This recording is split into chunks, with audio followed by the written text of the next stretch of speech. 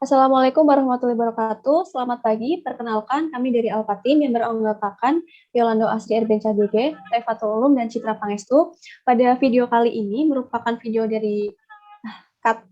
Assalamualaikum warahmatullahi wabarakatuh. Selamat pagi. Perkenalkan, kami dari Alpha Team yang beranggotakan Yolando Asri Erbenca GG, Taifatul Ulum, dan Citra Pangestu dari kelas D3 RPLA 4303 gabungan 3. Dan ini merupakan kelanjutan dari video sebelumnya, unit test.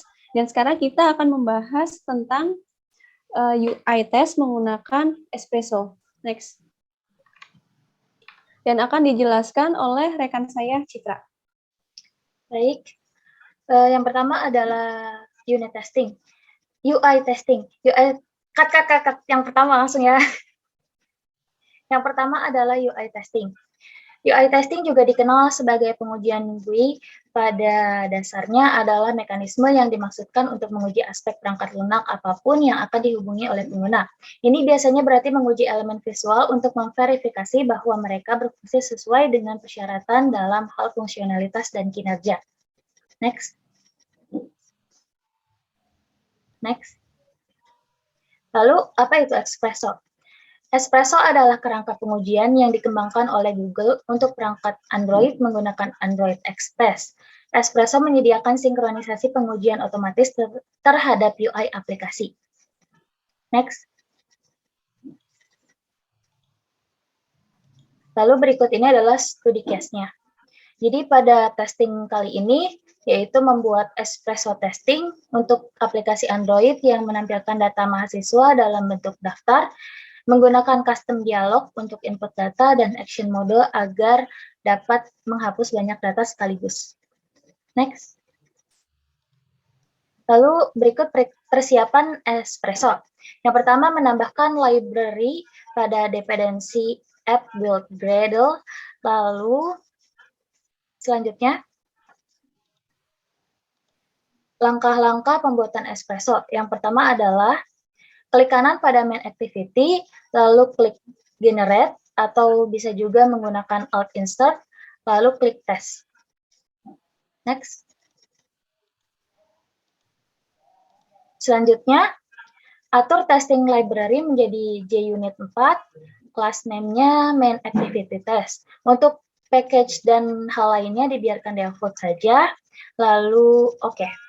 Selanjutnya, yang ketiga, pilih folder yang diinginkan untuk menaruh kelas tempat menempatkan skenario pengujian, lalu oke. Next. Pembuatan skenario. Pertama-tama, membuat companion object diisi oleh mahasiswa dummy, jadi di sini ada data mahasiswa NIM dan namanya yang akan diisikan secara otomatis. Lalu ada before untuk fun setup-nya. Jadi setiap menjalankan aplikasi akan dilakukan penghapusan data di database. Next. Lalu untuk tes yang pertama adalah tes data awal. Pertama, memasukkan beberapa mahasiswa sebagai data awal, lalu menjalankan main activity. Setelah menjalankan activity, tes selesai, tutup activity-nya. Next. Lalu untuk tes yang kedua adalah tes delete data. Yang pertama, menjalankan main activity-nya, lalu melakukan long click terhadap data pertama di recycle view, lalu cek apakah action mode-nya muncul atau menu delete tampil. Lalu selanjutnya melakukan klik terhadap data ketiga dan kedua pada recycle view, lalu cek apakah action mode menampilkan jumlah data terpilih. Lalu selanjutnya lakukan klik terhadap menu hapus, lalu konfirmasi hapus, dan cek apakah data mahasiswa sudah tidak ada lagi atau masih ada. Apabila sudah berjalan sesuai keinginan, maka tes selesai dan tutup activity-nya. Next. Untuk selanjutnya ada tes insert 1. Jadi di sini akan dilakukan penambahan data baru, lalu klik edit teksnya, lalu cek apakah hasil sesuai dengan yang diharapkan.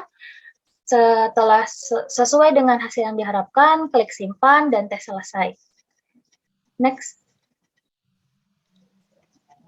Untuk tes yang kedua adalah melakukan penambahan data baru, lalu